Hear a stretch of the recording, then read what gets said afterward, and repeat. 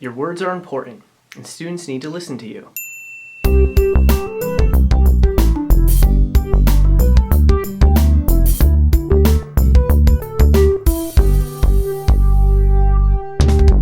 Hi, I'm Alex for TeachLikeThis, and today we're going to talk about a few strategies in order to quiet down a noisy classroom. So I'd like to talk about some strategies in 3 areas. First, setting the tone. Second, practice. And third, execution. Let's start by setting the tone. To set the tone in your classroom, meet the students at the door and engage conversation with them.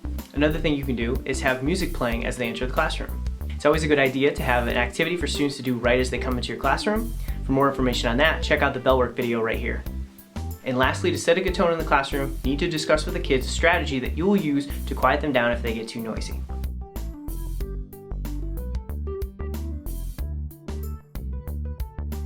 That brings us to our next area, practice. There's a whole host of effective strategies that you can use to quiet down a noisy classroom. Harry Wong recommends Give Me 5, which stands for focus on the speaker, be quiet, be still, empty your hands, and listen. Another version of that is the 3 fingers, which stand for stop, look, and listen. For teachers with younger students, you can be very creative in how you get your students to be quiet. It's very difficult to talk when your cheeks are puffed out like you have a marshmallow in your mouth. Also, you can reuse an empty spray bottle and label it quiet spray and spray it around the room when you need quiet. Blowing magical hush bubbles would also work. And if you're technologically inclined, there's noise level apps that gauge the level of the noise in a room. Here's a few ideas for late elementary and middle school students. Implement something called the Silent 20, in which case, after an activity is done, students have 20 seconds to end the activity, get back to their seats, and be quiet. If they're successful, use a board game and move the piece representing the whole class 1 space. When the class completes the game, provide a reward for them. One of the strategies that I really like for 100% participation is using words like, I need 2 students, you know who you are. I need 1 student, thank you very much. High school students need a little bit longer in order to be able to quiet down. It's a good idea to give them fair warning if you need them to be quiet.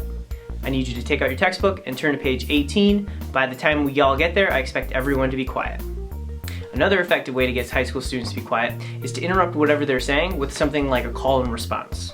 Call and responses are anything that you start and the students finish. So they could be lyrics to a song or a movie quote or a famous quotation, whatever you'd like it to be. You can teach your students what it is, and then when you give them the prompt, they give you what's back. Expect 100% participation because they need to hear what you have to say. I really hope you enjoyed this video, and I hope that some of these strategies can help your classroom when it gets a little bit too noisy.